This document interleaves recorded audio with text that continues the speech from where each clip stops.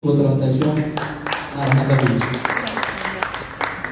Salam alaikum, bonjour à toutes et à tous. Merci de vous être déplacés pour cette table ronde. Donc, comme peut-être certaines et certains d'entre vous le savent, dans la région du sud-ouest de l'océan Indien, on est doté d'une grande richesse en termes de biodiversité. Mais malheureusement, on a aussi une grande pression qui dégrade cette biodiversité dont nous développons et dont nous faisons également partie. Et l'idée en fait de cette table ronde, déjà, c'est de discuter de ces enjeux de biodiversité aux Comores. On parlera aussi peut-être un peu de ce qui se passe dans la région. Au programme, donc moi, ce que je vais faire, c'est que je vais vous présenter aussi la revue GECO, qui est une revue de vulgarisation scientifique. Et ensuite, on passera à la table ronde avec les intervenantes et intervenants ici présents. Voilà, que je remercie aussi pour leur présence. Et je voulais juste vous dire aussi, s'il y en a qui restent jusqu'à la fin, il y a un petit coup convivial, voilà, pour continuer à échanger toutes et tous ensemble. Alors, comme je vous le disais, la revue GECO, donc vous pouvez voir ici, c'est un média de vulgarisation scientifique sur la biodiversité dans le sud-ouest de l'océan Indien. Ce qu'on fait, c'est on va traiter de l'actualité sur les actions de protection de la biodiversité, on va faire du décryptage, on va faire des interviews avec des acteurs locaux. Alors ce projet, en fait, il s'inscrit dans le programme Varuna, qui est un programme plus large à l'échelle du sud-ouest de l'océan Indien, et qui vise à lutter contre l'érosion de la biodiversité. Alors, il y a trois axes qui sont présentés dans le programme Varuna. La revue GECO, elle s'inscrit dans l'axe numéro 3, que vous voyez en blanc, c'est d'encourager la contribution de la recherche au dialogue sciences et société. Donc l'idée, c'est vraiment en fait de créer une plateforme pour mettre en lien les institutions, les scientifiques, les gestionnaires d'aires protégées, les associations, voilà, tous les acteurs et les actrices qui luttent pour la protection de la biodiversité. Donc, comme vous le voyez, c'est la revue papier. Donc, la revue papier, elle est tirée à 3000 exemplaires. C'est une revue qui sort tous les 6 mois et donc qui traite d'un sujet. Donc, à chaque magazine, vous avez un dossier qui est traité. Donc, au milieu, par exemple, vous avez, avec le numéro, vous avez la revue numéro 2, donc, qui traite des mangroves, qui est aussi très pertinent pour les Comores, étant donné les enjeux liés aussi à la préservation des mangroves. Le numéro 3, avec ce magnifique rat que vous pouvez voir en couverture, qui est une espèce exotique envahissante et qui malheureusement participe aussi à l'érosion de la biodiversité. Donc elle détruit notre végétation et également d'autres types d'espèces, notamment les oiseaux, etc. Donc voilà. Voilà, juste pour vous faire un petit... pour vous présenter le magazine.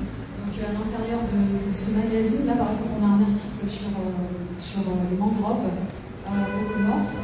Donc ça c'est dans le numéro 2. Donc là il y a eu une participation d'acteurs locaux, d'actrices locales comme Antiliette Mohamed, vous avez Anouar Maïva, etc., etc. Ensuite par exemple on a la recette de Livingstone qui a été traitée dans le numéro 3.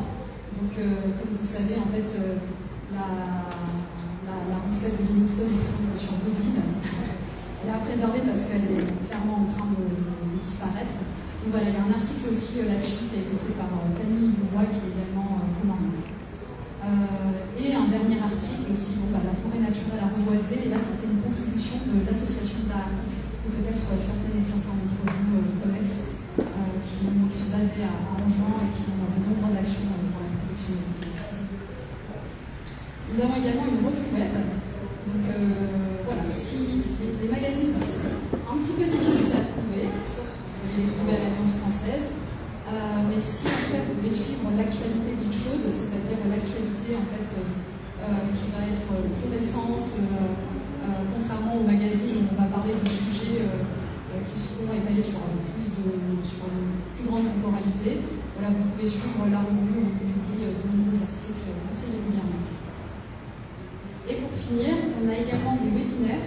D'ailleurs, Joshua, ici présent, avait participé à l'un de nos webinaires. Il avait présenté la liste rouge des écosystèmes, donc un outil pour la préservation, pour établir l'état des lieux des récifs coralliens. Donc voilà, on fait des webinaires tous les derniers mercredis du mois. Donc c'est très... vous pouvez disposer du lien sur notre site, directement sur les réseaux sociaux. Vous pouvez participer, poser vos questions aux intervenants. Et donc le but c'est vraiment de créer de l'interactivité et du coup aussi créer de l'interactivité avec notre équipe. Voilà, donc pour résumer, GECO c'est un média au service de la biodiversité et qui favorise le dialogue entre la société civile, les acteurs de la conservation et les pouvoirs publics. Et c'est un média de solutions constructives. Donc voilà, comme le disait Yannick tout à l'heure, vous pouvez retrouver les numéros ici à l'Alliance française de l'Ogonie et vous pouvez également les trouver dans d'autres alliances françaises à Moigny et Tourny. Voilà, ou sur notre site, comme je le disais tout à l'heure. Voilà, merci à toutes et à tous. Donc nous pouvons dès à présent commencer notre table ronde. Donc, qui porte sur la biodiversité aux Comores et dans l'océan Indien. On va parler des actions, des récits également, de la communication qui est autour de ces actions de protection et potentiellement aussi de l'avenir. Quel avenir on imagine, quel avenir on a envie de co-construire. Alors, c'est au tour des intervenantes et intervenants. Je vais vous demander de vous présenter. Et je voulais aussi savoir si vous pouvez vous présenter et également nous dire quel est votre lieu naturel préféré aux Comores. Voilà, si vous en avez l'un des lieux préférés, l'un de vos lieux préférés, et si vous pouvez nous dire pourquoi.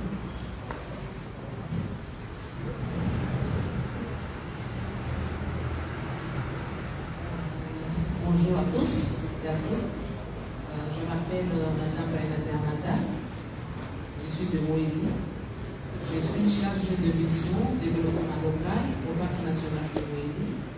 Le Parc national de Moïli, c'est une aire protégée de catégorie 6.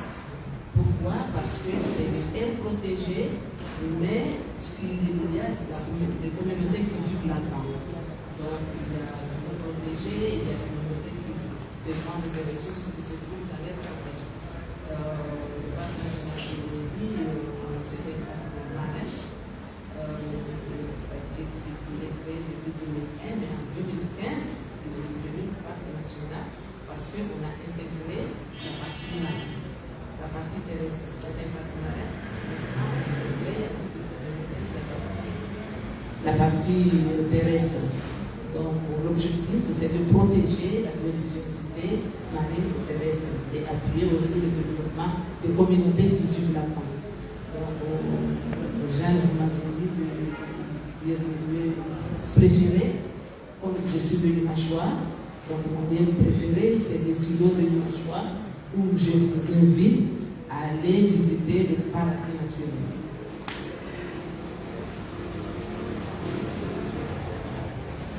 Salam alaikum. Moi, je m'appelle Saïd Ahmada. Je viens de Itunzu. C'est aussi l'endroit où on trouve les sites les plus importants en matière de pontes de tortues vertes. Dans la région de l'océan Indien, on a environ 5000 tortues femelles qui viennent pondre chaque année. Chaque nuit, si vous allez sur le cas du Tamia, il y a toujours des tortues qui montent pour venir pondre. Merci. Merci. Salam alaikum. Moi, c'est Joshua Mabenyason. Je travaille pour Cordo East Africa. C'est une ONG qui est basée au Kenya, à Mombasa. Mais moi-même, je suis basé à temps plein ici au Comores. Cordo East Africa, on travaille en fait beaucoup sur principalement les suivis au niveau des récifs coralliens à l'échelle de la région, donc à travers Kenya, Tanzanie, Madagascar. Et on travaille également aussi beaucoup sur la pêche artisanale. Donc on travaille beaucoup avec les communautés locales, à essayer de trouver des pratiques de pêche qui sont plus durables, etc. Et un de mes points préférés vraiment au Comores, c'est sous l'eau. du côté d'Iconi, il y a ce...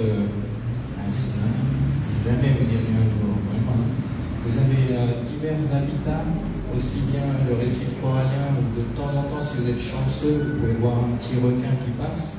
Il y a des petites pentes un peu sableuses qui passent, avec plein de petites raies qui sont là-bas dessous. Des petites failles rocheuses où il y a plein de poissons.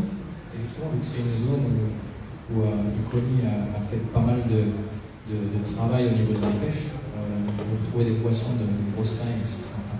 Quand vous êtes dans l'eau et c'est le coucher du soleil et vous voyez la lumière sur la colline et sur les maisons d'Iconi.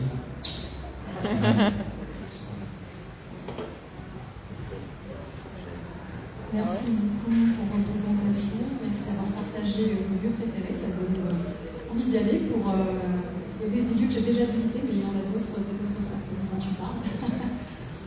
Voilà, un jour j'espère que vous pourrez y aller. Donc, ce qu'on va faire, c'est qu'on va commencer à discuter d'abord des actions concrètes qui sont menées pour protéger la biodiversité aux Comores. Ensuite, nous parlerons des défis qui sont rencontrés dans la mise en œuvre de ces actions.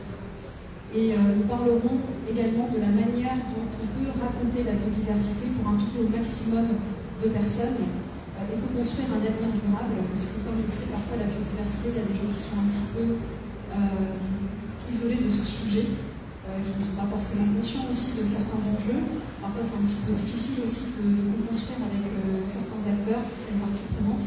Donc voilà, l'idée c'est de voir comment on arrive à communiquer, comment on arrive à raconter cette biodiversité pour toutes et tous se l'approprier. Alors, je vais commencer par vous demander donc, quels sont selon vous les écosystèmes les plus menacés aux Comores. Je vous laisse librement prendre la parole. Voilà, donc la personne qui souhaite prendre la parole. Je souhaite également dire au public, à tout moment, si vous avez des questions supplémentaires, si vous voulez éclaircir un point, ajouter quelque chose, n'hésitez pas à prendre la parole, on fera tourner un micro. En tout cas, vos informations sont vraiment bienvenues.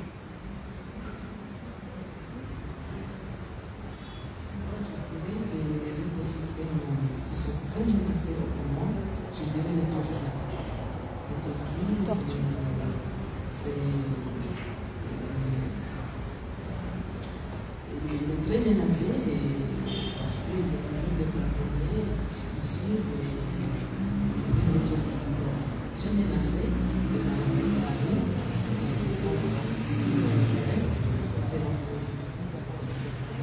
beaucoup menacé, ça fait une diminution de la forêt, vous savez, c'est presque la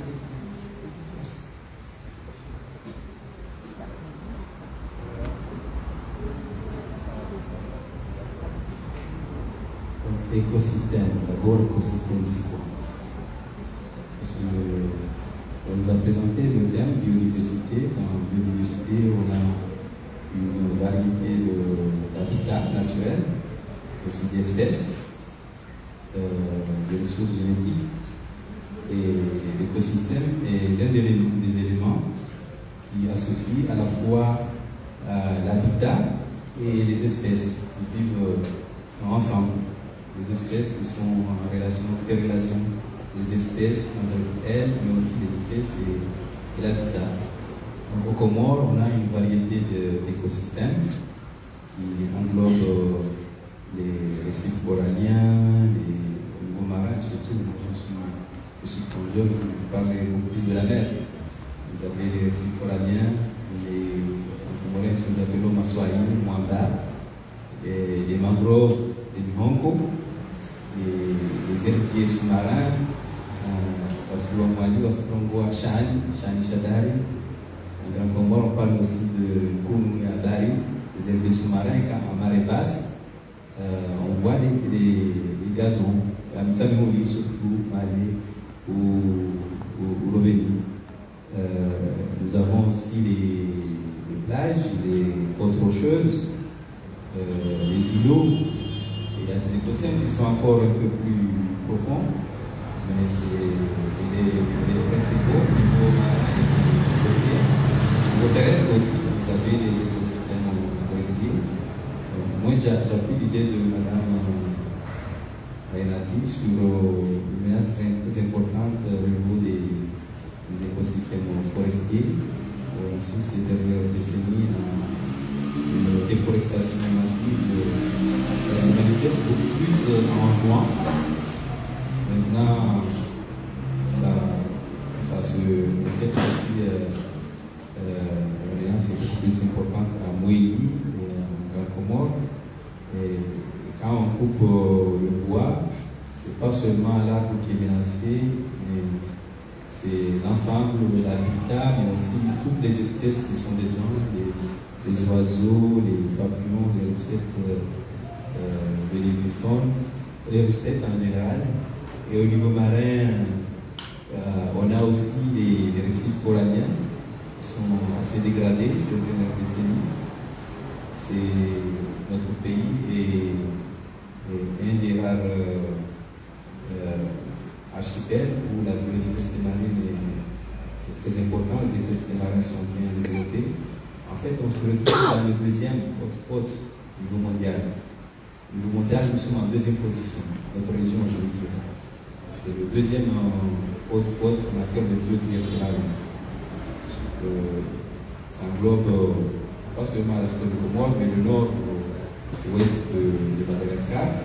En fait, c'est une zone où on a des phénomènes océaniques avec des courants marins qui viennent se heurter avec les îlots qui forment des tourbillons qui font en sorte qu'il y a des éléments nutritifs qui viennent du fond de la mer, ce qu'on appelle les aqualiques, qui amènent les sels nutritifs et qui attirent les diverses espèces, que ce soit les micro-organismes et puis les organismes de taille petite et ensuite de taille moyenne et de grande taille, ce qui forme une chaîne alimentaire qui fait que notre région est l'une des régions les plus importantes en matière de biodiversité. Mais avec ces techniques, ces actions d'origine humaine comme la pêche à la dynamite, la pêche avec filet de petite maille, mais aussi on voit avec l'extraction du sable qui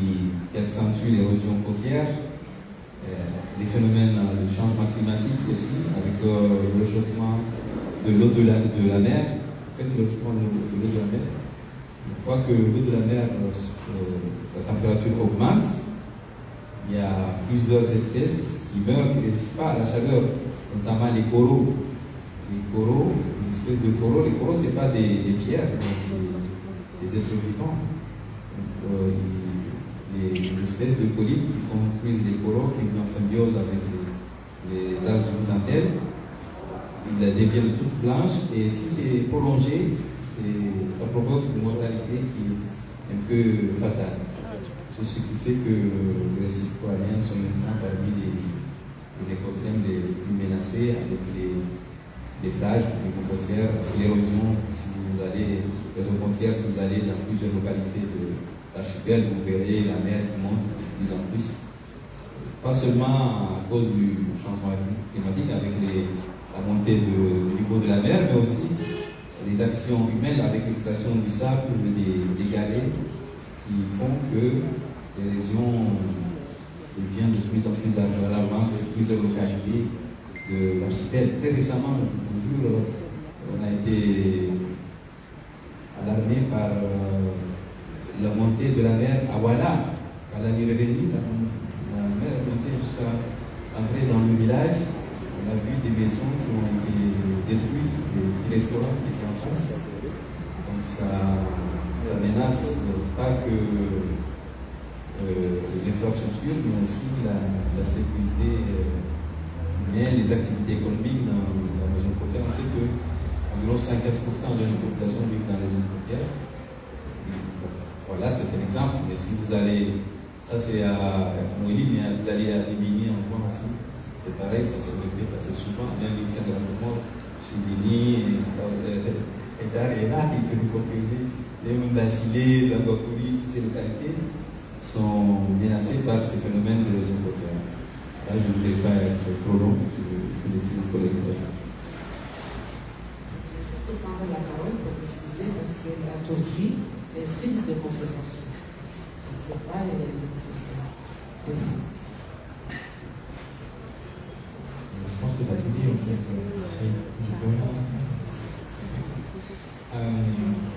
Justement, Saïd parlait des récifs coralliens. Au niveau des Comores, au niveau des écosystèmes parmi les plus menacés, les récifs coralliens font partie de ceux-ci. Justement, pour revenir sur ce que mes collègues disaient, il y a aussi cette notion, vous avez compris du coup l'explication de Saïd sur ce que compose un écosystème. Oui. Il faut voir aussi la chose comme une continuité. Vous avez ce continuum entre terre et mer. Par exemple, vous avez, si vous prenez ne serait-ce que le cycle de l'eau, vous avez la pluie qui descend, les rivières, etc. Et ensuite ça va en mer. On a ce même continuum avec les différents écosystèmes. Donc, il y avait, par exemple, on a parlé des forêts, avec justement la déforestation. Si justement vous perdez de la forêt sur votre bassin versant, vous avez davantage de sédiments qui vont se retrouver à dévaler les pentes et dans les rivières, etc., qui sont amenés justement au niveau de la côte et qui vont ensuite se déverser au niveau de la côte, au niveau des embouchures et de la mer. Et donc, à ces niveaux-là, on va retrouver d'autres écosystèmes, par exemple les mangroves. Okay. Vous avez ensuite, comme Saïd l'a mentionné, les herbiers, et ensuite les écosystèmes coralliens. Et chacun de ces écosystèmes, s'ils sont là, ils sont en place et en bonne santé, ils vont jouer un rôle particulier. Donc, par exemple, justement, pour tout ce qui arrive du bassin versant, si vous avez votre mangrove, ça va faire un peu un tampon. Par contre, si vous ne l'avez plus, ce tampon, il n'existe plus. Et donc, tout ce qui est charrié par vos rivières, par exemple, se retrouve à aller directement sur vos herbiers et également sur votre récif corallien. Okay. Donc, ultimement, une des menaces justement par rapport au niveau des récifs coralliens, c'est vous avez ce qu'on appelle la sédimentation, c'est vous avez énormément de sédiments qui sont charriés par les eaux et qui viennent se déposer sur les coraux et donc qui étouffent ces coraux qui vont ensuite mourir. Donc c'est une des grosses menaces au niveau des coraux. Il y a en effet l'augmentation des températures de l'eau. Il faut savoir que l'année dernière, en 2024, a été déclaré le quatrième phénomène de blanchissement corallien de masse, c'est-à-dire à l'échelle internationale, où on a perdu à peu près 80% de la couverture corallienne mondiale. Quand vous savez que les coraux, c'est une partie de votre écosystème, comme l'expliquait Saïd, ils vont être là ils vont créer de l'habitat. Donc c'est pas les cailloux, c'est les petits animaux qui sont des animaux qui grandissent très très lentement. Et c'est juste qu'en fait, ils créent un petit squelette calcaire. Et c'est ça qui donne l'impression de cailloux. Ce sont des animaux. Et du coup, en grandissant comme ça, c'est ce qui construit votre habitat, construit et structure votre récif. Et dans ce récif, vous avez également vos poissons, et vos crustacés, etc., qui font partie intégrante de votre écosystème. Si on a dit vous perdez vos coraux, vous perdez votre structure corallienne, du coup ça veut dire que vos poissons, les autres êtres vivants sur le récif n'auront plus leurs habitats, et donc forcément, ultimement, votre récif va continuer à mourir. Ouais, vous allez essayer de aller ensemble. D'où le nombre de pressions importantes sur les récifs coralliens et d'où ma réponse.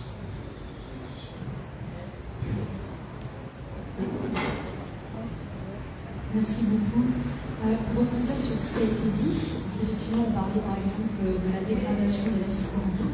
D'ailleurs, juste pour définir ce qu'est l'érosion, je vais m'adresser aux enfants qui sont derrière ici. Bonjour. Là, vous ne tournez pas la tête, c'est ici. Je voulais savoir si vous savez ce qu'est l'érosion. crier non, vous pouvez crier oui.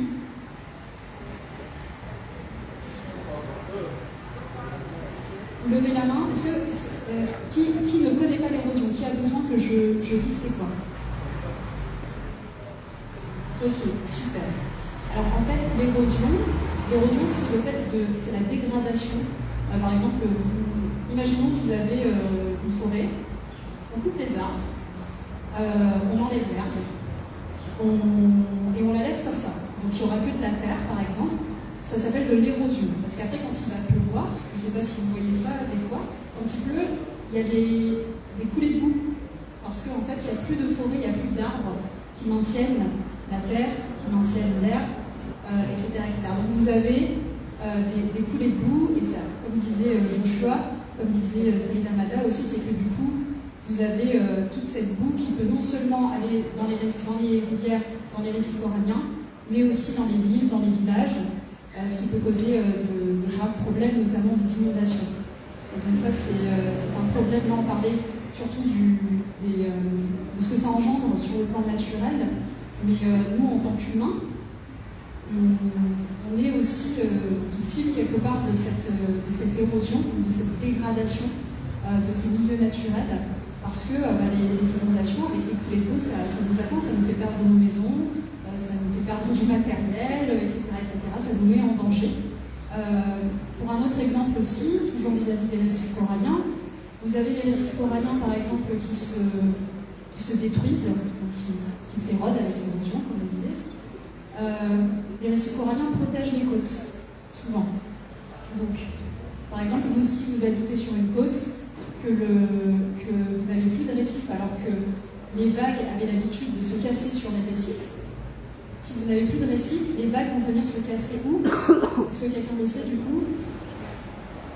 Voilà, sur les côtes, là où il y a les habitations, ce qui est du coup, c'est pas sympa quand même pour nous de devoir encore vivre avec l'inondation, des submersions marines. Donc c'est pourquoi aussi il est important de préserver cette biodiversité, de protéger ces écosystèmes pour pouvoir aussi nous protéger nous. Voilà, donc je vais continuer, je vais vous demander aux intervenants, qu'est-ce qui vous a motivé à protéger la biodiversité? Donc c'est quoi votre histoire en fait? Quelle est votre histoire? À quel moment ça a commencé? À quel moment vous vous êtes dit tiens, je vais, juste pour rappel aussi pour la biodiversité, pour ceux qui ne sont pas très familiers avec le terme, la biodiversité c'est vraiment tout ce qui va regrouper l'ensemble des animaux, des plantes, ça peut être les lacs, ça peut être la mer, ça peut être les océans. Donc ça, c'est la biodiversité en fait. Donc voilà, donc je repose cette question aux intervenants. Donc à quel moment vous avez été motivés et pourquoi? À partir où j'ai constaté qu'à Moïni, il y avait de rivières et en ce moment, il reste sec. Donc quand j'ai constaté qu'il y a une solution des rivières calistes, c'est là où moi je me suis dit qu'on doit protéger la forêt parce que sinon on aura un problème d'eau à Moïni. Donc moi j'ai travaillé dans un projet qui s'appelait FADC, Fonds d'appui au développement communautaire, qui est maintenant devenu une société. Mais j'ai laissé ce projet justement pour aller travailler au Parc national de Moïni et rester à Nimachoua, justement pour accompagner les communautés, surtout du parc de Moïni, à protéger la biodiversité, les forêts et tout ce qui est la mer. Donc dans ce moment-là, moi j'ai accompagné les femmes de Moïni à se mettre en association pour justement association des poules, pour la pêche aux poules. Justement tout ça pour que, vous savez que les poules ont une période de reproduction. Donc pendant ce temps-là, ils vont se cacher dans les trous. Donc il y a une période de 3 mois, on a mis un système de reproduction où les femmes surveillent pendant ces 3 mois-là, de novembre à janvier, on ne va pas chercher les poules, on ne va pas pêcher les poules, justement pour protéger les poules. Tout ça, on met des sensibilisation pour protéger aussi bien la catégorie forestière. Donc c'est pas tout le moment je dis que vraiment à Moïni, on risque de ne pas avoir une rivière qui coule. Merci. Pour mon cas, il y a eu 3 moments quand j'étais jeune. Quand j'étudiais les sciences expérimentales, c'était au début des années 90, étudiant à l'École nationale d'enseignement supérieur de Mouni. À ce moment-là, il n'y avait pas d'université. On l'appelait l'École nationale d'enseignement supérieur. J'étudiais les sciences expérimentales. En première année, j'ai entendu à la radio des phénomènes un peu surnaturels. Il y avait une scientifique, une française qui était venue étudier les phénomènes qui se passaient à Lac Boundouni à Moïni. C'est un lac qui fait partie des sites Ramsar, la convention de Ramsar, convention de protection des zones humides avec une importante biodiversité autour des oiseaux, plusieurs espèces de faune et de flore autour, et des gaz qui se dégageaient et les gens, surtout les Comoriens, ne comprenaient pas d'où vient ces gaz-là, plus cet expert français qui était venu étudier ça. J'ai entendu ça à la radio. Là, j'ai commencé à apprendre beaucoup les sciences naturelles à part de ma formation. Et je me suis dit que je dois approfondir mes connaissances dans les domaines. Ça, c'était le premier moment. Et deuxième moment, toujours durant la même année, il y avait l'ONG Ulanga Gazidja. C'est l'une des premières associations de protection de l'environnement comore qui a été créée en 1991. Vous avez un bureau tout près de l'école à venir, là où il y a le dispensaire, ce que nous appelons mon père, mais c'est l'endroit. Vous avez un petit bureau, vous avez aussi des médicaments. Évidemment, j'ai pris connaissance à américaine de l'association pour de la paix. Il m'a présenté à des gens de l'hôtel Galawa. Il y avait un club de plongée, c'était en 1993. Donc là, j'ai appris à plonger. Donc, quand j'ai plongé, j'ai vu aussi la beauté du milieu sous-marin. C'est là où j'ai fait mon baptême de plongée. J'ai commencé à la piscine d'abord, après je suis allé plonger. Il y avait des endroits de récifs coralliens au fond de la mer qui étaient comme de très jolis jardins avec des espèces de coraux foliacés c'est un peu comme des laitues, des salades, des fleurs, et même c'est des espèces de monticola. Et puis il y avait d'autres espèces branchues, d'acropora et d'autres un peu encroûtants, espèces de coraux. Ça ressemblait un peu près comme quand les femmes tressent les cheveux. C'était très joli comme ça.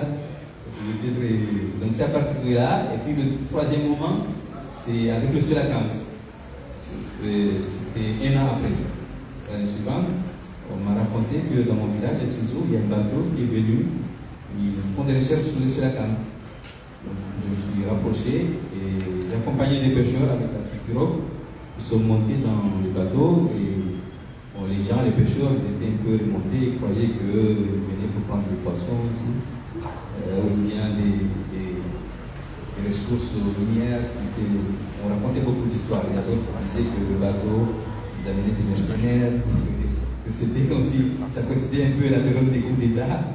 Quand on est monté, les scientifiques qui étaient là, c'était des Allemands de l'Institut Max Planck, ils avaient un sous-marin. Puis il y avait un Français, Raphaël Planck, de l'Institut océanographique de Marseille. Là, ils ont commencé à nous expliquer le travail qu'ils font avec le Sulacante. Vous connaissez le Sulacante, c'est un symbole pour les Comores, c'est le symbole national. Donc c'est une fierté pour les Comoriens, cette espèce. Donc, moi aussi, ça a commencé à... Et puis un jour, parce que je servais un peu d'intermédiaire. Comme j'ai étudié un peu les sciences expérimentales, je me demandais un peu, je comprenais un peu leur langage, je traduisais aux pêcheurs. Donc, puis un jour, ils ont décidé de m'amener dans le sous-marin pour aller voir de visu ce qu'ils font. Pour montrer que c'est vrai, ils étudient le Sulacante. Ils ne viennent pas prendre des diamants. Puis je suis allé voir dans les grottes sous-marines, vous voyez. Parce que normalement, le Sulacante, le matin, Ils se regroupent dans la grotte. J'ai vu, il y avait une dizaine de selacantes dans la grotte. Ils se reposent le matin. Et puis le soir, le selacanthe, il sort pour chercher à manger. Donc on est allé sur 2 grottes. La première grotte, c'était environ 187 mètres de profondeur. Et une deuxième grotte à 202 mètres de profondeur. Pour la plupart, les selacanthes de Vigilus, c'était vraiment extraordinaire. J'ai commencé à faire ces motivations à partir de là. Voilà, une expérience d'une vie en sous-marin. Moi, c'était. J'ai commencé à connecter avec l'environnement marin. Moi, j'étais un peu plus jeune à regarder les documentaires animaliers à la télé. Et, en particulier, tout ce qui était sur les grands prédateurs et en particulier les requins. Donc voilà, j'ai commencé à avoir cette petite passion pour les requins. Au fur et à mesure, plus tard, j'ai commencé à plonger, à aller voir aussi un peu ce qu'il y avait sous l'eau et découvrir ce nouveau monde. Et en même temps, avoir aussi un petit peu la frustration j'avais commencé à faire mes niveaux pour être instructeur, etc. Dans une période où justement il y avait eu un gros phénomène de blanchissement corallien, encore une fois. Et donc au début je découvrais ce milieu magnifique et en même temps je le voyais périr à petit feu. Et donc du coup je me suis dit, ah oui, il va falloir faire quelque chose. Et voilà, les années sont passées, j'ai fait mes études et je suis retourné, je me suis spécialisé justement sur l'étude des requins et des raies. Ce sont des animaux qui sont souvent mal compris et souvent très mal perçus, malheureusement. Alors ils sont jolis et gentils. Et donc l'idée, c'était de pouvoir faire des recherches pour mieux comprendre leur comportement et la manière dont ils utilisent l'habitat pour justement pouvoir les préserver. Alors, en même temps, avec ça, il y avait l'aspect communautaire, dans le sens où, certes, je me suis dit, ok, très bien, il faut que je puisse faire quelque chose à mon échelle pour essayer d'améliorer l'état de santé des écosystèmes, mais en même temps, je me suis rendu compte qu'il y avait aussi des gens qui en dépendaient. Donc, je me dis, est-ce que mon travail, ça va être du coup d'essayer de balancer un petit peu ça et de voir comment on peut allier la préservation de l'environnement, mais en même temps s'assurer que les gens qui en dépendent puissent quand même en vivre et sur le long terme. Donc voilà, petit à petit, c'est un peu le chemin. C'était un peu mon chemin. Et en parlant de l'ANA, nous avons un des pères fondateurs qui vient de nous rejoindre, le docteur qui vient d'arriver.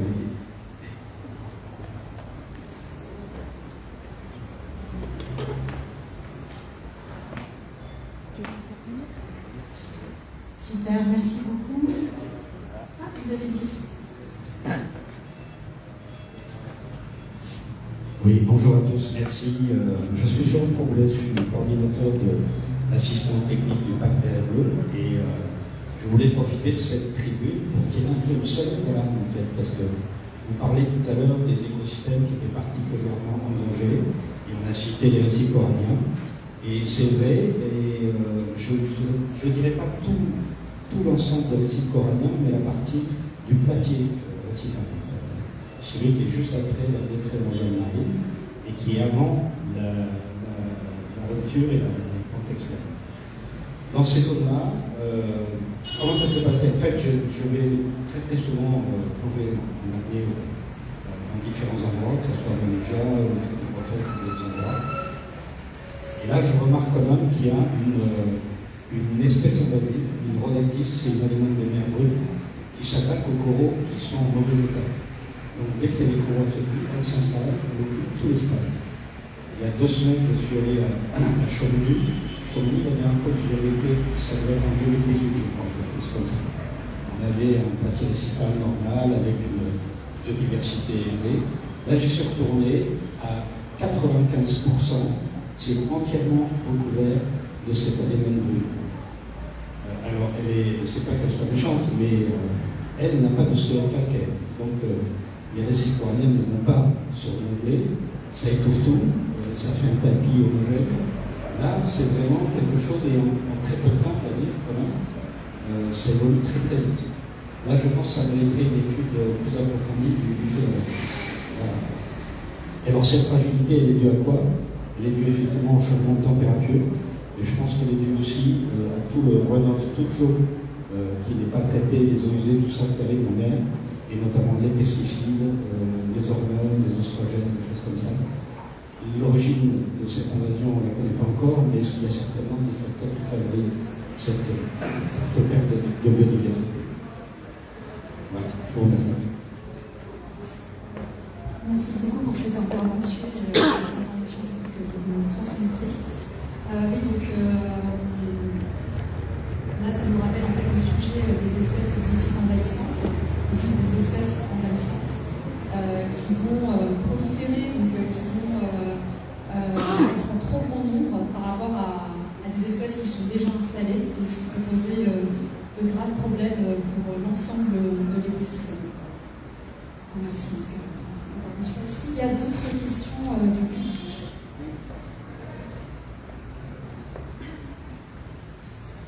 Assalamu alaikum. Tout d'abord, je tiens à remercier les assistants de cette conférence. Et j'ai deux questions. La première, je m'adresse à Joshua. Quelles sont les remarques ou les signes qui montrent que dans ces côtes, il y a des requins? Car ici au Comores, ce n'est pas tous les villages côtiers qui ont des plages. Une fois les jeunes, on se baigne dans les côtes. Donc, quelles sont les remarques pour savoir que dans cette partie de mer, il y a des requins? Parfois, si on regarde des documentaires en Afrique, surtout en Afrique du Sud, les requins se trouvent dans la côte. Alors que si on commence, c'est rare qu'on attend que quelqu'un qui se baigne dans les côtes et rattrape pas le requin. Voilà, je ne sais pas quels sont les signes. Donc, la deuxième question, c'est pour tout le monde. Chaque nation a ses traditions. Donc, il y a des nations qui mangent tout ce qui bouge. Nous, les Comoriens, on mange tout ce qui visite dans la loi islamique. Alors, je ne vois pas l'importance de quel c'est, pourquoi on nous a interdit de ne pas pêcher ou prendre les tortues. Est-ce que, selon nous, les Comoriens, parce que là, on a un problème de Mabawa qui tue, qui met de maladies. Est-ce que, si vous qui s'occupez de cet écosystème, est-ce qu'il n'y a pas un échange au lieu de nous interdire de ne pas prendre les tortues, de développer, de prendre la place de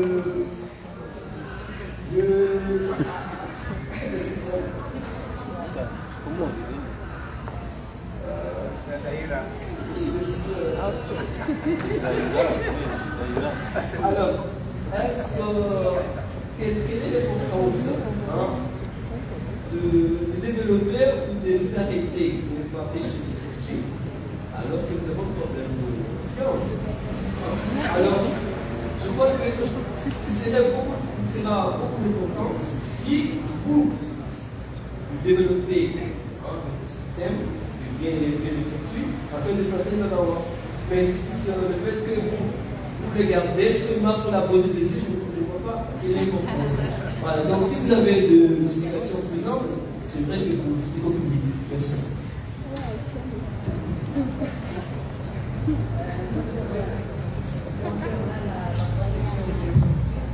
Je vous avais dit que c'est le site de conservation vraiment menacé et protégé. Parce qu'à Issamia, si tu vas prendre le tortue, c'est vraiment c'est un problème. Quoi. Les gens fument avec le tortue. Mais, comme dans la salle, nous avons une chargée de mission marine au Parc national de Ouili, qui est là, je laisse cette question, il va répondre à cette question. Pourquoi les tortues?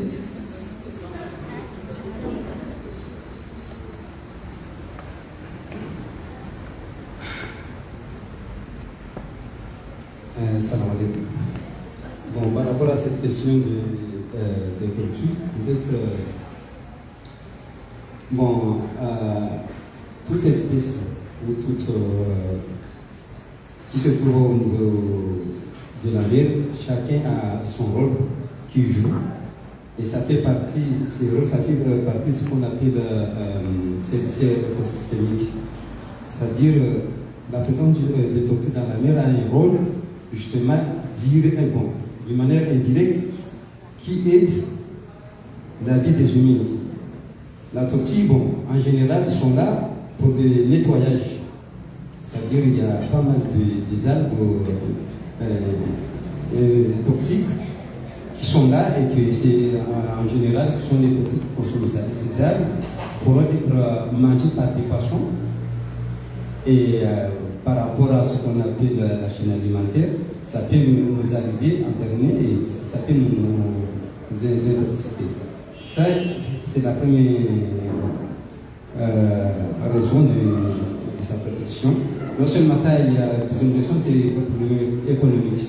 Nous, les îles Comores, notre économie, justement, c'est pour le tourisme. Et pourtant, la tortue marine fait partie de nos potentialités écotouristiques au niveau national. Donc, tous les touristes qui viennent aux Comores ne viennent pas regarder des lions, ne viennent pas regarder des éléphants, mais pour eux, justement, c'est la tortue marine qui vient ici voir. Donc, et c'est une deuxième raison. Troisième raison, c'est que c'est une espèce en voie de disparition.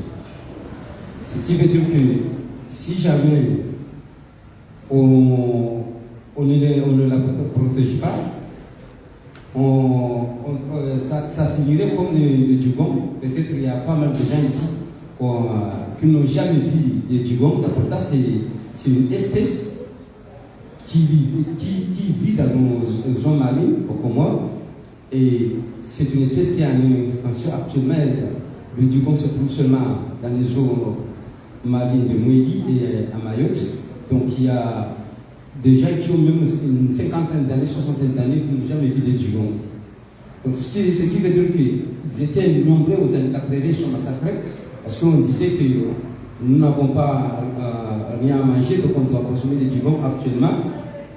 Nous, les jeunes aujourd'hui, on ne connaît pas les dugongs. On parle de la génération future. Donc, ça montre que c'est une espèce qu'on doit toujours protéger pour nous aujourd'hui, mais aussi pour la génération future. Donc, la question de Josh, lui, c'est un spécialiste en requin, mais ce que je voulais vous dire que actuellement, il y a de la technologie. Il y a un outil qui s'appelle outil Symfony. Donc c'est un outil qu'on utilise surtout sur la planification des espaces marins. Donc ça nous permet, ces outils avec des satellites, donc c'est des satellites d'identifier des secteurs là où il y a des requins. Donc ces outils, c'est utilisé. Ici même au Comores, on a des cartes satellitaires, des cartes qui sont là, qui montrent en général les sites qu'il y a pas mal de requins au niveau de la côte et au large. Donc, et on ne voit pas, nous, on sait là où, si vous voulez des requins, nous pouvons aller avec toi pour dire que voilà, dans quelle côte tu peux trouver des requins, parce qu'en général, il y a différentes espèces de requins, mais les requins qui se promènent au niveau de la côte, en général, on les trouve surtout dans les mangroves. Donc, il y a même une étude que Duche a fait récemment pour ça. Donc, il y a pas mal de données qui montrent, des données scientifiques qui montrent la présence des requins au niveau des côtes. Donc, là, je parle sous contrôle de Duche. Peut-être qu'il faudra compléter ça.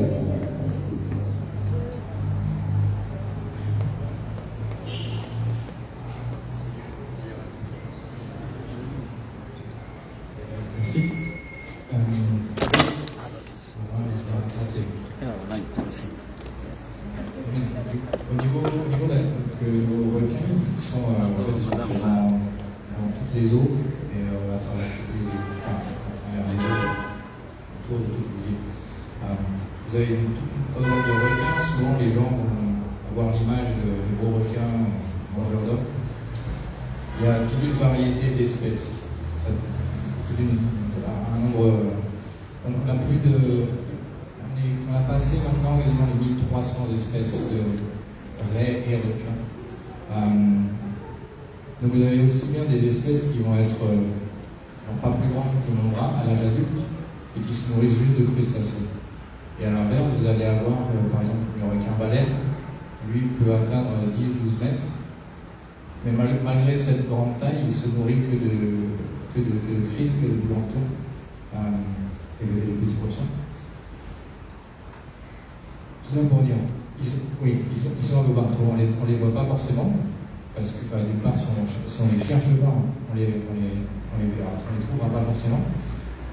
Ils sont sous l'eau, il n'y a pas grand monde qui passe beaucoup de temps sous l'eau, à part peut-être les pêcheurs, certains pêcheurs d'apnée. Ils sont régulièrement pêchés, cela dit, donc preuve qu'ils sont dans les environs. On les retrouve aussi à travers chacun des écosystèmes. Par exemple, Vincent parlait des mangroves. Les mangroves, justement, agissent, ont un rôle de nurserie pour beaucoup d'espèces. Un rôle de nurserie, c'est-à-dire que les petits qui viennent de naître vont aller un peu se réfugier dans les mangroves, parce que justement, avec les racines, etc., un peu intriquées, ça permet d'échapper, ou en tout cas d'être à l'abri de gros prédateurs. Donc souvent, on va retrouver des espèces de raies, de requins, de poissons, mais à l'état juvénile, à l'état poisson jeune, dans ces zones-là. Vous avez peut-être entendu parler justement aux alentours du lac Salé ou même aux alentours de Mixamuli. Il me semble que c'était il y a 2 ans. À un moment donné, c'était panique parce que quelqu'un avait vu des requins au niveau de la plage de Mixamuli. En fait, il se trouvait que c'était juste un petit groupe de bébés requins pointe noire, qui font 60-70 cm, et qu'on va retrouver justement à ce stade de leur vie, au niveau des herbiers, où ils chassent un peu sur de petits poissons. À l'âge adulte, ils vont être un peu plus gros, peut-être 1,80 m, et on va les retrouver plus au niveau du récif. Voilà, donc oui, ils sont à travers, ils sont dans toutes les eaux. Après, on ne les voit pas non plus énormément parce que du fait aussi que leur population a un énorme déclin, ils sont vraiment pêchés, pour la majorité des espèces, elles sont très vulnérables parce que justement, elles mettent beaucoup de temps à se reproduire. C'est-à-dire que si vous en pêchez beaucoup, vous ne leur laissez pas le temps de se reproduire, alors forcément la taille de la population va diminuer. Est-ce que ça répond?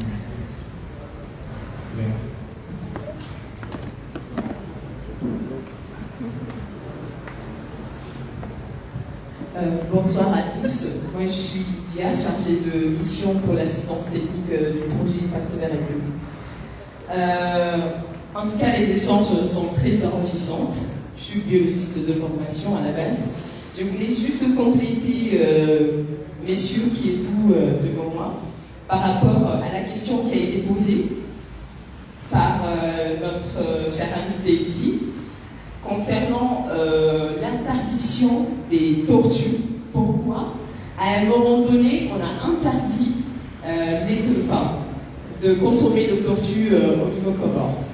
J'imagine qu'avant, on consommait la tortue et ce n'était pas interdit. À un moment, c'est interdit parce qu'on a aperçu qu'aujourd'hui, il y a un déclin de ces espèces-là et que ces espèces-là sont en danger. Ces espèces-là ne peuvent pas être en danger s'il n'y a pas d'intervention humaine qui les menace. Donc, aujourd'hui, comme on sait aussi au niveau scientifique que l'espèce qui est la tortue, qui est le dugong, qui est le requin bleu, les récifs coralliens, tout contribue à la régénération de l'écosystème marin et contribue justement l'ensemble de la biodiversité qui le constitue, qui est la biodiversité marine. Donc, la tortue, l'existence ou la présence de la tortue au niveau de son écosystème fait intervenir différentes espèces, notamment différentes espèces de poissons et d'autres. Donc aujourd'hui, si il y a cette interdiction, c'est bien parce qu'il y a eu menace. Merci beaucoup.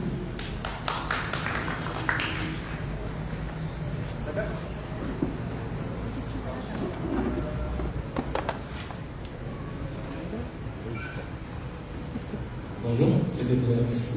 Je voulais compléter un peu la réponse que vous venez de juste commenter qu'aujourd'hui, même si on interdit la consommation d'argent, c'est aussi bénéfique aux hommes. C'est pas seulement pour la biodiversité conservée, mais ça peut aussi être bénéfique à nous en tant qu'être humain. Enfin, je vais apporter une couche économique, parce qu'il y a aujourd'hui ce qu'on appelle les valeurs économiques totales, des choses qu'on fait moins ici au Comore, donc ici un peu partout. Parce que si aujourd'hui on veut montrer ce que la tortue apporte, pourrait apporter éventuellement pour nous la population, on peut facilement se dire que c'est mieux d'avoir une tortue vivante que d'égorger une tortue mangée. Pourquoi? Parce que une tortue, ça peut apporter aussi au niveau touristique. Si on fait de valeur, on peut calculer. Moi, j'ai fait des petites calculs, sans pour autant voir que j'ai financé, sur si vraiment on met en valeur la tortue, ce que ça pourrait apporter dans des villages où il y a des tortues, notamment de Samia.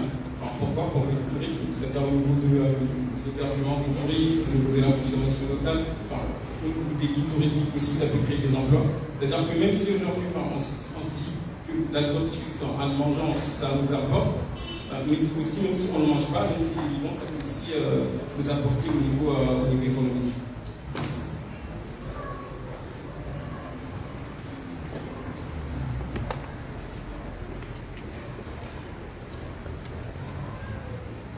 Merci de m'avoir donné la parole. Je m'appelle Danda Youssouf, je suis citoyen.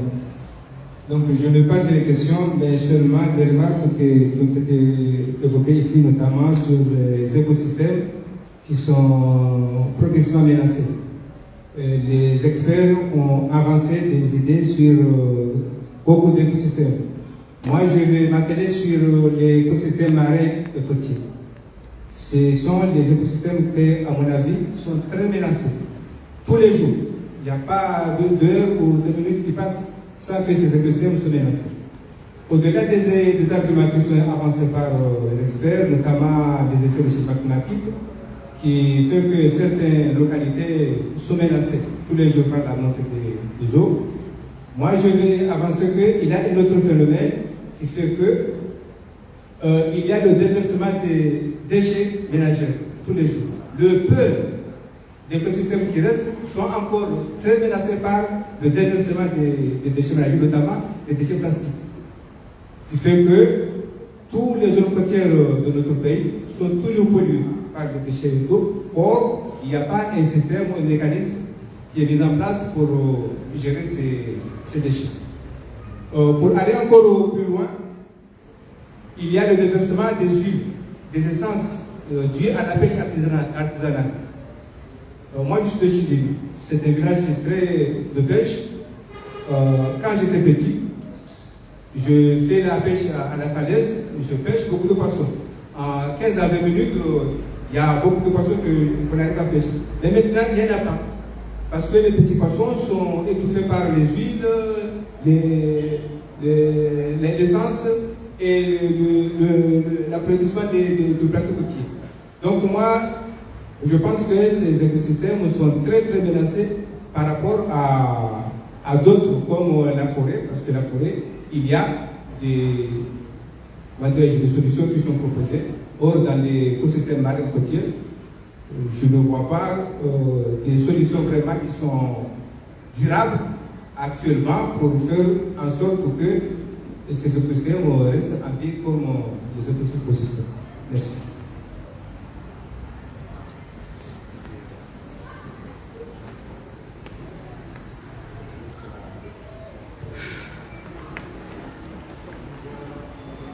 Merci beaucoup pour vos interventions. Effectivement, vous avez parlé de différentes pressions qui sont exercées sur les écosystèmes marins. Vous disiez que vous ne voyez pas en fait quelles actions sont menées sur le terrain pour pouvoir préserver par exemple, les côtes, les récifs, etc. C'est d'ailleurs le but aussi de cette table ronde, c'est de pouvoir mettre en perspective aussi les actions qui sont menées sur le terrain. C'était d'ailleurs ma prochaine question, donc je suis ravie que vous puissiez l'introduire. Donc, ce sont des actions concrètes donc, qui sont menées pour protéger la biodiversité. Donc là, on a parlé des petits corallins, peut-être qu'on peut continuer là-dessus. Peut-être parler plus tard aussi des forêts. En tout cas, si ça est intéressant pour ça aussi. Peut-être Joshua, Saïd aussi, si vous avez des choses à dire en termes de solutions concrètes, Ainati aussi, en tant que coach. En termes d'action. Je voudrais revenir un peu en arrière pour dire que les actions ont commencé depuis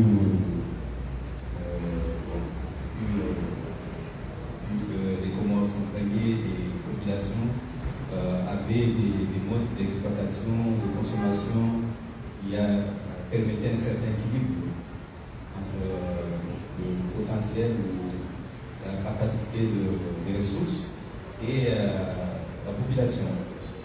Mais c'est avec l'explosion démographique et des modes de consommation modernes et comment les choses ont commencé à changer.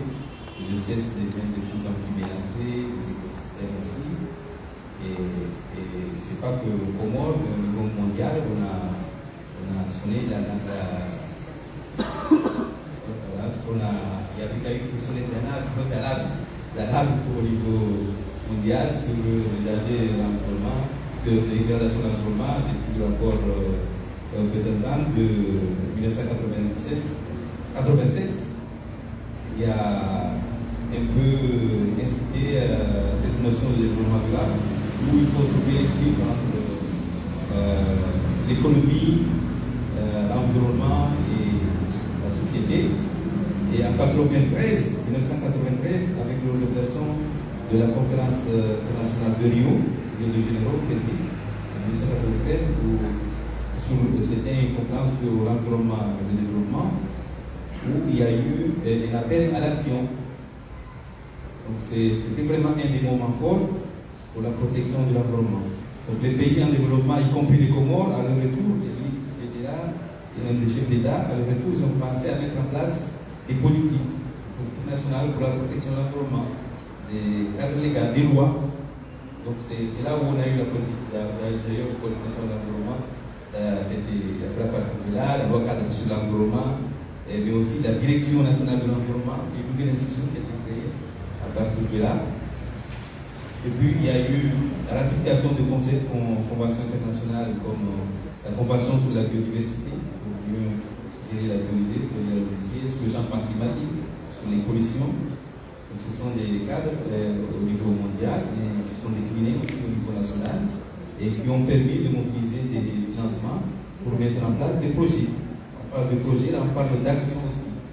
Donc il y a quand même pas mal de choses qui sont faites, même si ce n'est pas suffisant, mais il y a eu tout récemment la mise en place des parcs nationaux. Il y a eu le premier parc national de Mouéli en 2001, mais tout récemment, le président de la République, son Excellence a créé 5 parcs nationaux de plus. Le parc de Katala, le parc de Selakan, le parc Chiswani d'Anjouan, le parc du Saloum Koudé au nord de la Grande Comore. Et un des principaux parmi les principaux objectifs de ces parcs, c'est de protéger la biodiversité. Donc c'est des actions concrètes. Donc, mais je dirais une chose qui est très importante pour les Comores, parce qu'on a souvent tendance à dire que derrière l'adage qui dit derrière l'homme fort, il y a toujours une femme derrière. Donc moi je dirais que derrière chaque parc national, il y a une association, un mouvement associatif qui a été très actif, qui a fait le plaidoyer pour qu'on puisse arriver au placement de ces parcs. J'ai parlé au début du mouvement Oulanga, Ngazidja, aux années 90, dont le docteur est le fondateur. Mais suite à ces mouvements, il y a eu d'autres associations au niveau de chaque île, des fédérations d'associations, mais aussi des associations villageoises, Pour le parc Selakant en particulier, il y a eu l'association de protection de Selakant, qui a été créée avant le parc. C'est une association qui a regroupé les 12 villages de la zone du Selakant. Ensuite, les pêcheurs se sont fédérés à l'association. C'est là qu'ils ont commencé à faire la sensibilisation, mener des activités génératrices de revenus, des formations, mener des surveillances. À Moélie, c'est pareil, il y a eu l'association ADSN de Limachoua, l'association de développement socio-économique de Limachoua, à la fin des années 80. Il y a eu l'association ADC dans la fin des années 80 aussi. Même en juin, on a eu l'association de Mimini, de Mata, Ocas. Donc ce sont ces associations qui ont commencé à préparer les populations pour arriver à la mise en place de ces parcs pour protéger la biodiversité. Et même quand on parle de pollution aussi, tout récemment, on a la stratégie nationale sur la gestion des déchets qui a été adoptée cette semaine, la semaine dernière. La semaine dernière, je ne me trompe pas, une stratégie nationale pour la gestion des déchets et une loi aussi sur la gestion des déchets. C'est cette semaine. Et puis il y a de nouveaux projets qui viennent d'être lancés. Un de l'Union internationale pour la conservation de la nature, sur la gestion des déchets plastiques, justement.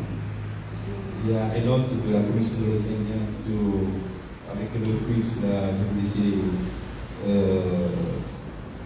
dangereux. Donc je dirais qu'il y a quand même des choses qui se font, même si les résultats ou bien les impacts ne sont pas encore satisfaisants, mais on doit encore continuer le combat, comme on a déjà tendance à le dire. Est-ce que je peux intervenir?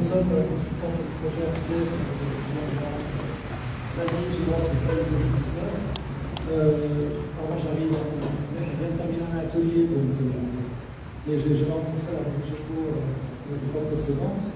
Je veux dire que je suis aussi animateur de la fête de la biodiversité, donc je fais un économie écologique, je connais un peu le sujet, et je rejoins monsieur qui disait que voilà, la question c'est aussi de voir pourquoi la biodiversité peut être enquérée, pourquoi les de l'activité économique à la biodiversité, c'est-à-dire que la méthodologie des parcs nationaux, c'est très méthodologique. Celle des, je suis aux États-Unis, les parcs nationaux américains, c'était l'espace sauvage extérieur à l'homme. C'était c'est sublime, c'est beau. On va protéger ça pour que l'homme ne va pas, même le natif d'ailleurs. Voilà. C'était ça les parcs nationaux. Il faut savoir que c'est l'origine des parcs nationaux. Aujourd'hui, ça a évolué.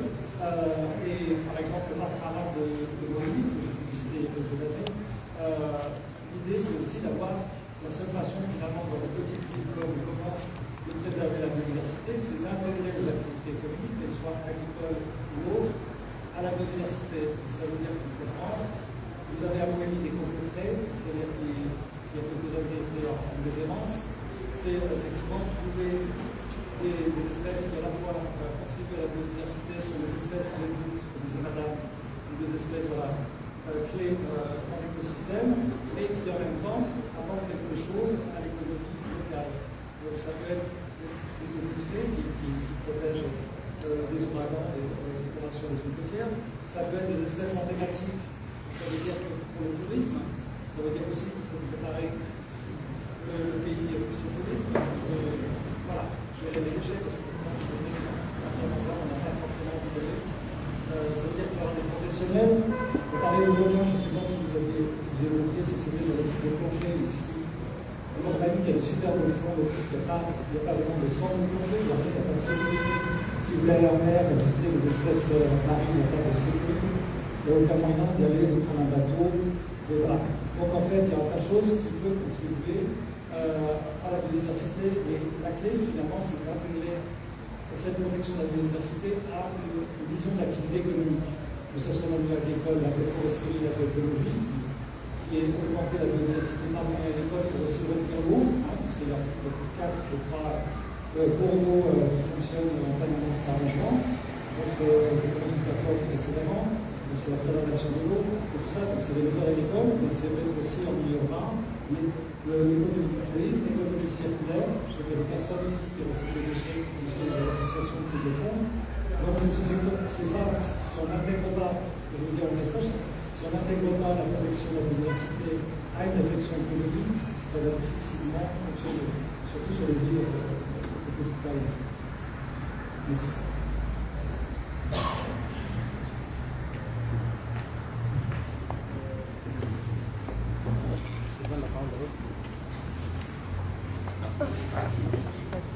Oui, je vais juste reprendre la parole 2 secondes sur les actions concrètes qui sont mises en place. Alors là, je vais un peu faire la réclame pour le pacte vers le projet de l'Union européenne. Une des premières actions, des premiers objectifs de ce programme, c'est quand même de mettre en place un observatoire de l'environnement et de la biodiversité au Cameroun, avec l'aide des compétences régionales et nationales, des scientifiques de l'université notamment. Et l'idée, c'est dans plusieurs sites, utiliser les 4 ans de vie de projet qui nous restent pour revenir régulièrement sur les mêmes sites et faire les mêmes mesures. Prendre des images drôles, faire des concepts, des cadrans, toute une série de mesures scientifiques et aussi recueillir des informations subjectives des communautés locales sur l'évolution de l'environnement. Je vous donne rendez-vous dans 4 ans. À ce moment-là, on aura recueilli suffisamment de données. Il y aura des données bien sûr sur Internet, sur un grand livre, et à ce moment-là, on pourra en parler de l'évolution locale en termes d'habitat, d'environnement, de services écosystémiques, des choses comme ça. Et voilà, tout ça pour vous dire qu'il y a quelque chose, il y a des choses qui se font, mais ça va donner le temps avant qu'il y ait vraiment des informations. Voilà.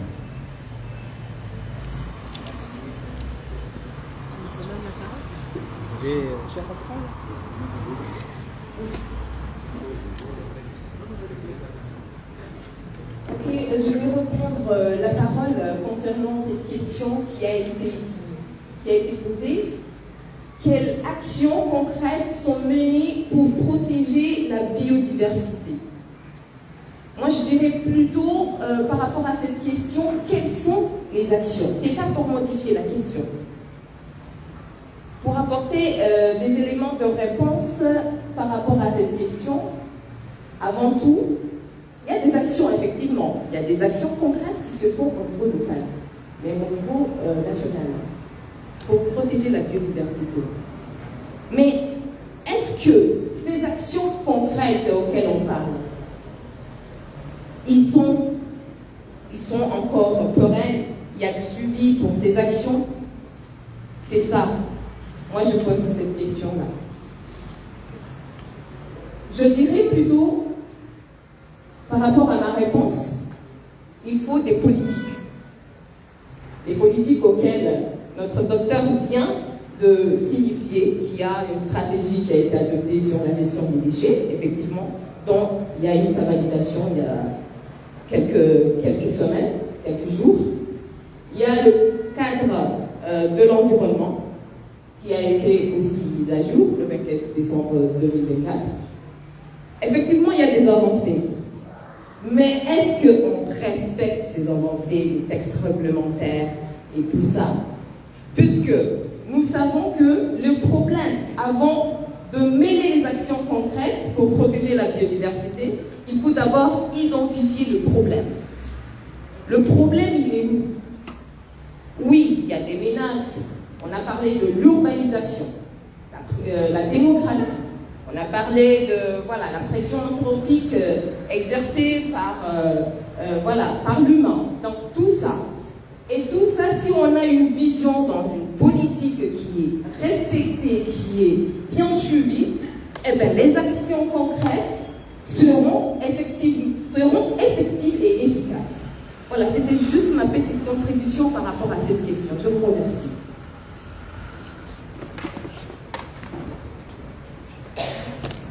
Bonjour, Monsieur Oledi, président de l'AMBER, ancien doyen de faculté, membre du comité pour la mise en place de l'école doctorale à l'Université de France. Alors, à répondre à la question sur les actions concrètes, oui, nous sommes un certain nombre de gens, depuis 30 ans, dans la société civile, qui mènent beaucoup d'actions. Je voudrais rendre hommage dans cette salle à une grande dame qui est devant moi, Mme Andilia, qui a mis en place et qui a beaucoup contribué sur la meilleure connaissance de la biodiversité des Comores. Puisque j'étais membre du jury de sa thèse à Madagascar, c'est un travail de fourmi pour avoir le listing au niveau végétal, donc biodiversité végétale, de l'ensemble du travail qui a été fait au Comores. Oui, il y a des avancées.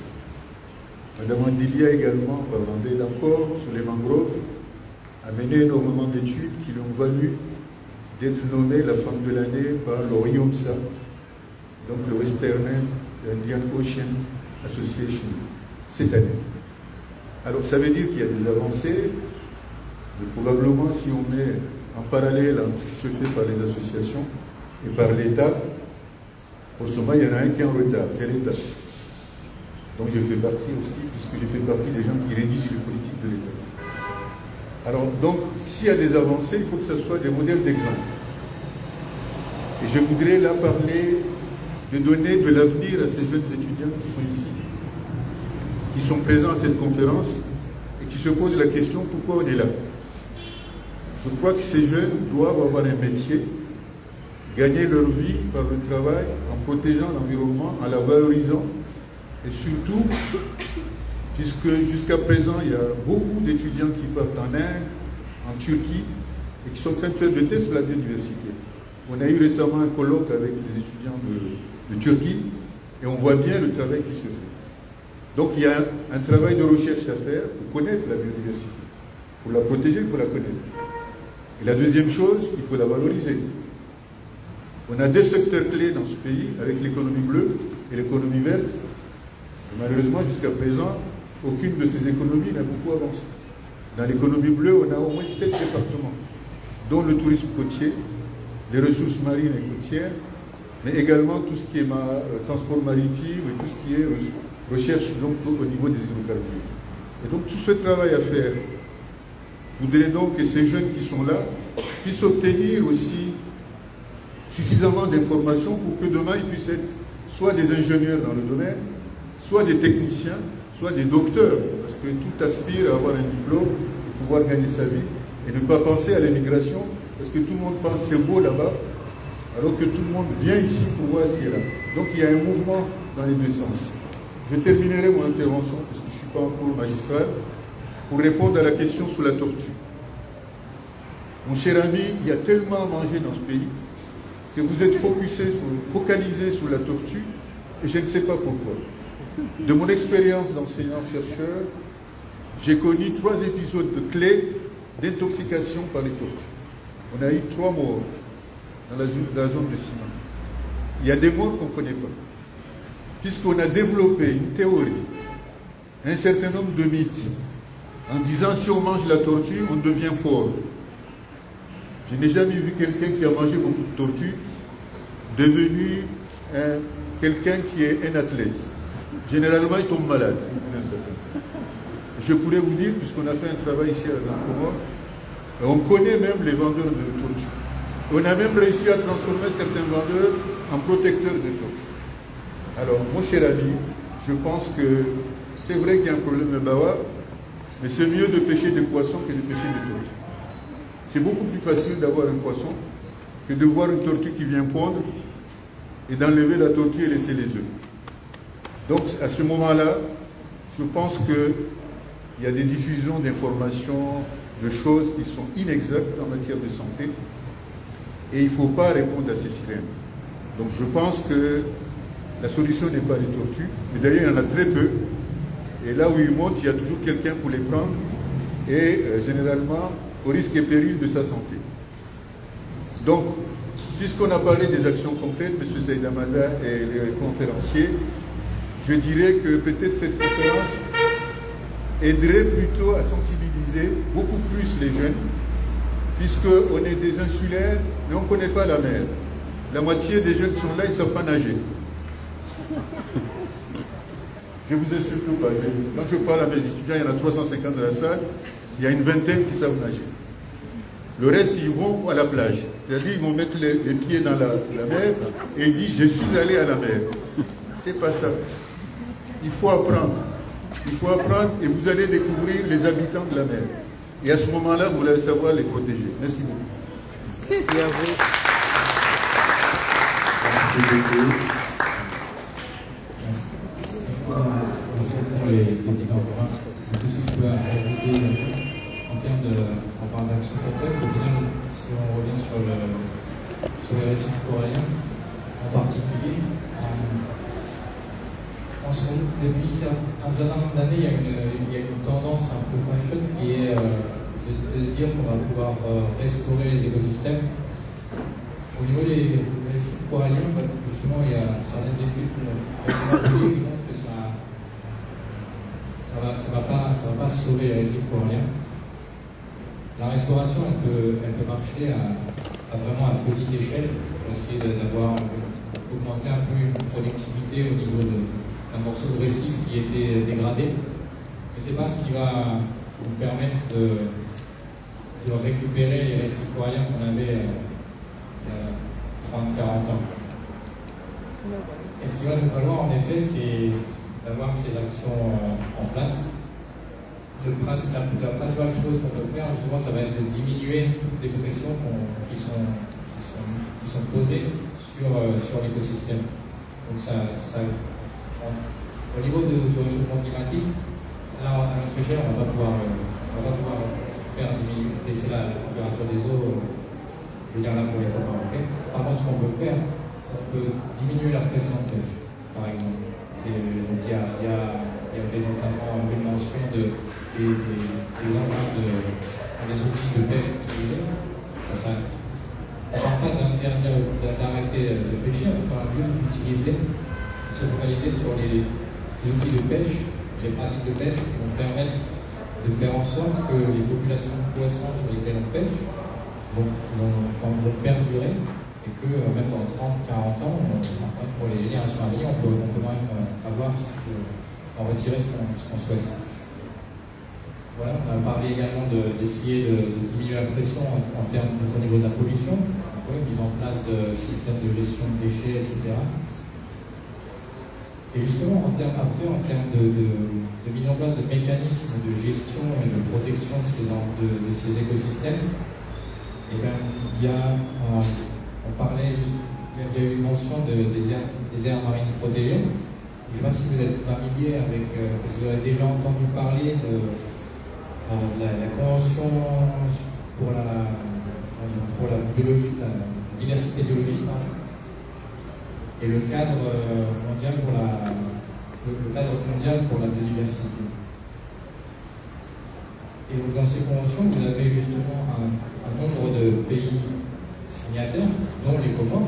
Et en fait, ces pays signataires s'engagent à atteindre des objectifs fixés pour justement essayer de préserver, là dans le cadre de la biodiversité, de préserver cette biodiversité.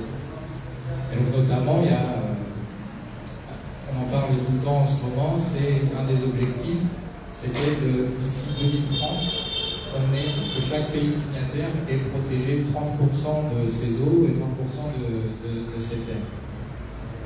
Bon, pour le moment, au Comores, on est en ce moment, il y a 1% des eaux en aire protégée. On a encore un petit chemin à faire. 2030, c'est 2030 émergence, on y est presque.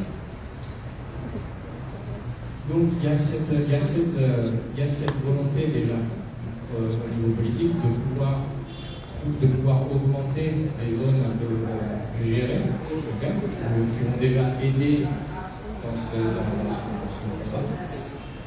Ce qu'on peut aussi considérer sont les initiatives communautaires également.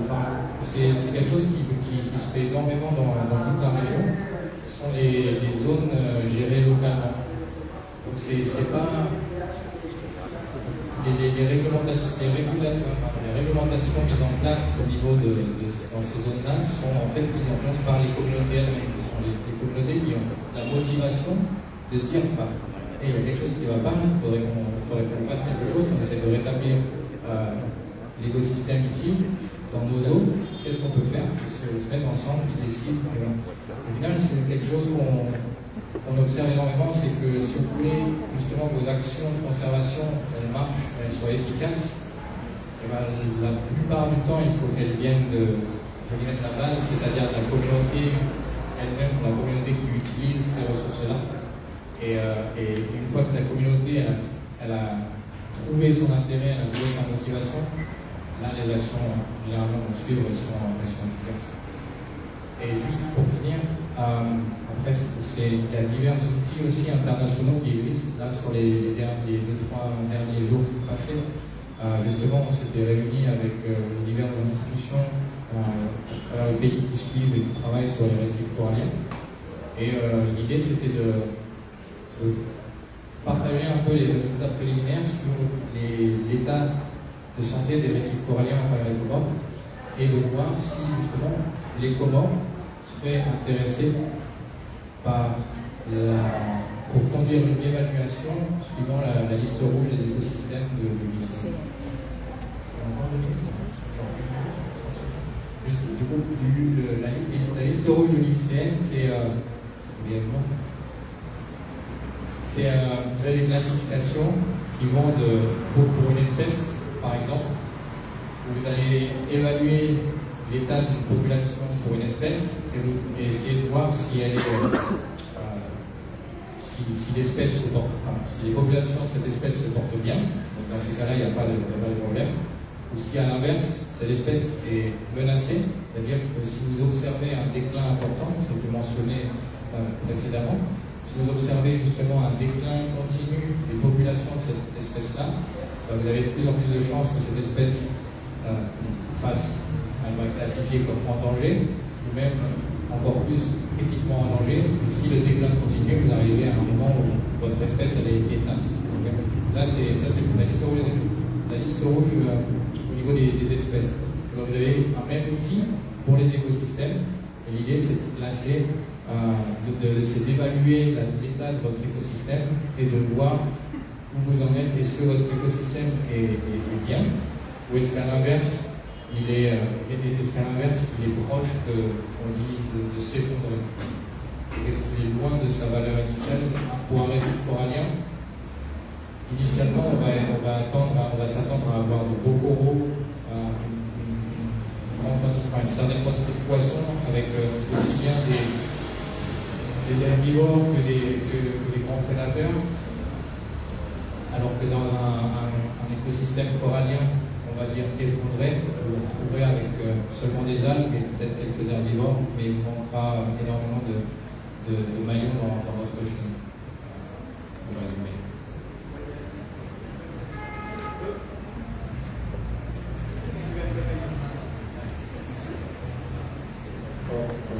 Bonsoir. Merci beaucoup. Bonsoir, monsieur. Coordinateur du programme renforcement de la protection des océans communs. En fait, je crois que les actions anticipées, Saïd a fait un brainstorming en commençant la question sur l'historique et tous les programmes qui ont été menés aussi de faire OLED. Je reviens pour en témoigner sur surtout les actions sur la société civile. Parce que quand on parle des organisations de la société civile, on a des forces civiles mentionnées sur les aires gérées localement. Et aussi, il y a aussi d'autres mesures d'efficacité de gestion qui sont en train d'être mises en place, qui sont mentionnées par les organisations de la société civile ou même les communautés.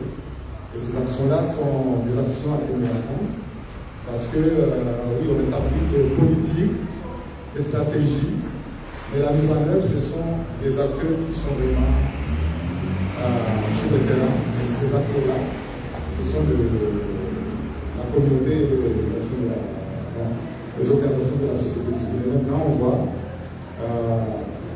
nos anciens, quand ils peuvent en témoigner, comment ça a évolué depuis qu'on est en train de mettre en place pour ces associations Oulanga et autres, comment on s'engage. Et aussi, il y a des actions au niveau régional qu'on ne peut pas vraiment mettre de côté parce que maintenant on a des réseaux.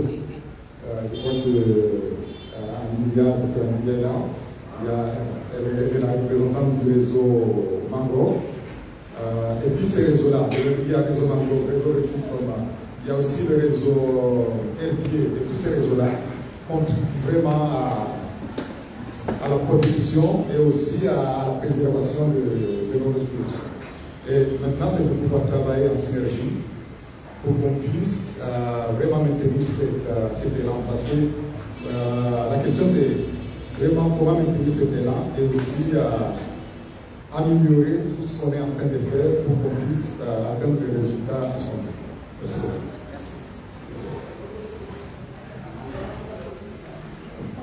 Merci. Salam alaikum. De l'université. En fait, c'est juste pour répondre donner des éclaircissements à M. de Chimbimi qui a dit que c'est plus la partie côtière et marine est beaucoup plus menacée que le milieu terrestre. En fait, c'est la même chose quand dans la forêt, on voit un jeune qui mange les minga, l'oiseau emblématique des Comores, mais laisse les mdjarou, les tambourissa comorensis ici en Gazidja, ou tambourissa kiri dialanze, ou tambourissa moelensis en Mali. En fait, il va tuer l'oiseau, il laisse l'arbre, mais là, il n'aura pas un pollinisateur pour multiplier cet arbre. Si vous coupez, un déforestateur coupe le tambourissa, là, il a aussi presque tué aussi l'oiseau, puisqu'il va priver aux oiseaux de la nourriture. Alors ça, c'est la même chose avec le milieu terrestre et le milieu marin. Si vous regardez, quand il pleut beaucoup, la partie l'estran, la zone de balancement des marées, l'eau devient turbide, change de couleur. Je ne sais pas si vous avez déjà remarqué ça. À part la partie où il y a des mangroves, parce que les mangroves reçoivent tout ce qui vient de là-haut. Alors, pourquoi? Avant, ce n'était pas comme ça. Mais maintenant, quand vous regardez la forêt, vous voyez la végétation, vous vous dites que il y a toujours la forêt. Non, ce n'est pas la forêt, c'est juste des espèces envahissantes dans son commun qui sont en train de prendre la place des plantes forestières. Or, les plantes forestières retenaient le sol.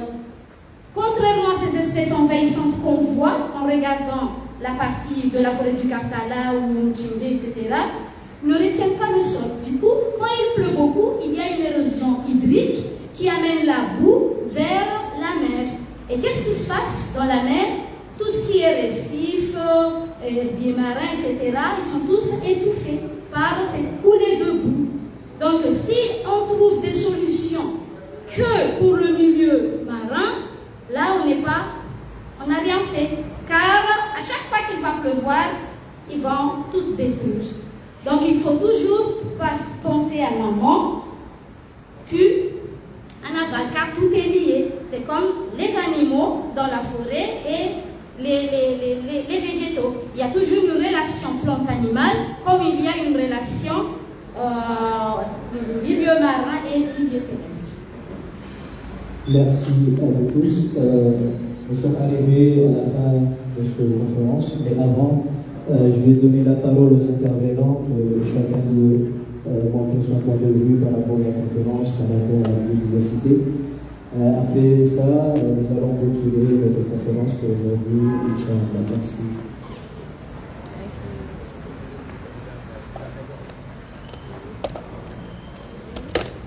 Moi, en conclusion, je dirais que vraiment, si nous voulons protéger la biodiversité, nous devons impliquer beaucoup plus les jeunes et les femmes.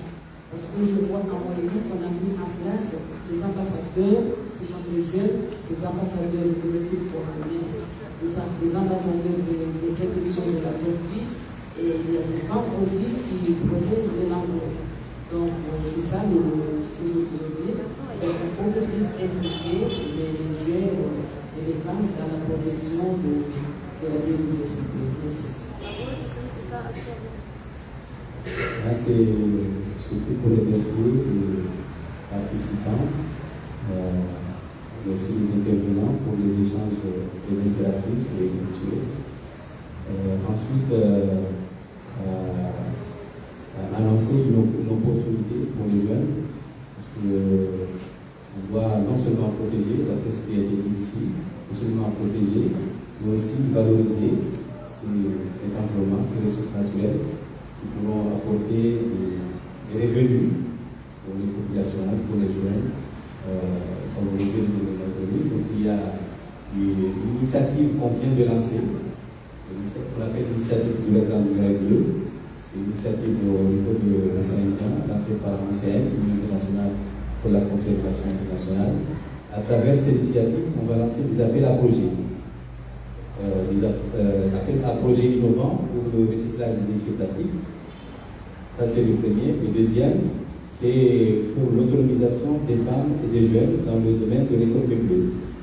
Donc là, les jeunes qui viennent de quitter l'université peuvent s'associer à d'autres jeunes pour former des associations, des coopératives, des petites entreprises, préparer des projets, les soumettre et mener des actions non seulement de protection, mais aussi de valorisation des ressources naturelles. Je suis d'entrer sur le rôle du CN Comores.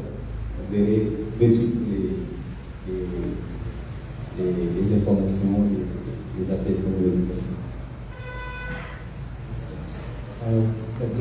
Merci. Merci beaucoup à vous tous d'avoir participé, d'être venus si nombreuses et nombreux. Nous on apprécie les divers échanges.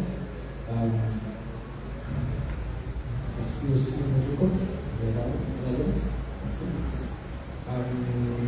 Je pense qu'en effet, comme finalement, on pourrait faire un peu écho à ce que Saïd disait, c'est aussi sympa de voir plein de jeunes, parce que il y a énormément d'actions qui sont, comme on l'a dit, à faire et à mettre en place maintenant. Mais le lieu de moi, il va aussi être pour vous, les générations à venir. On va pouvoir soutenir ça.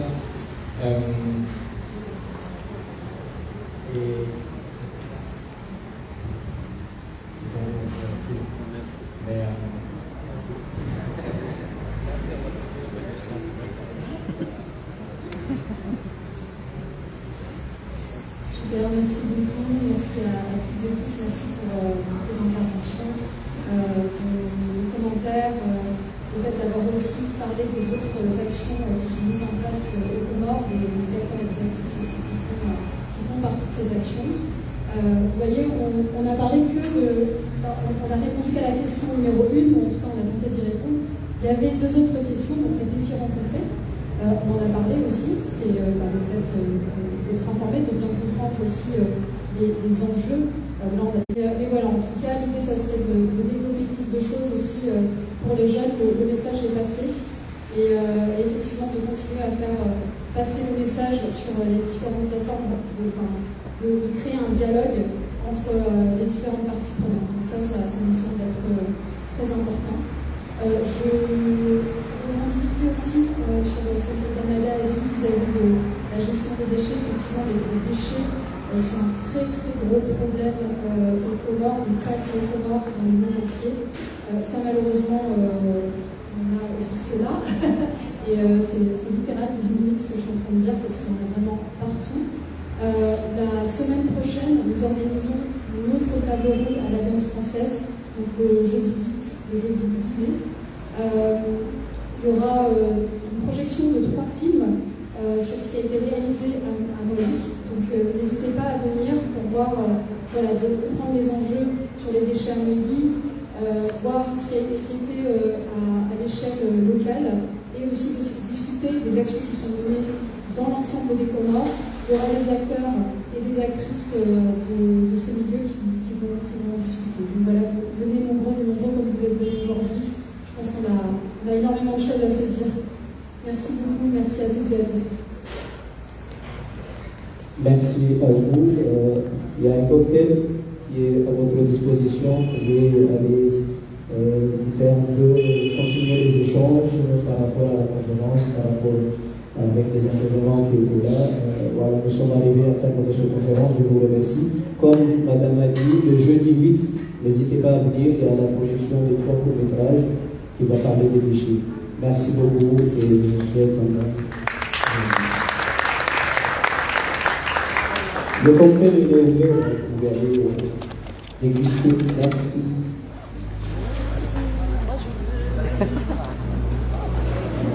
Pour les livres, vous pouvez aller à la bibliothèque de l'Alliance, ils sont disponibles. Les revues qui groupent que vous voyez. Merci. Le cocktail il est ouvert. Vous pouvez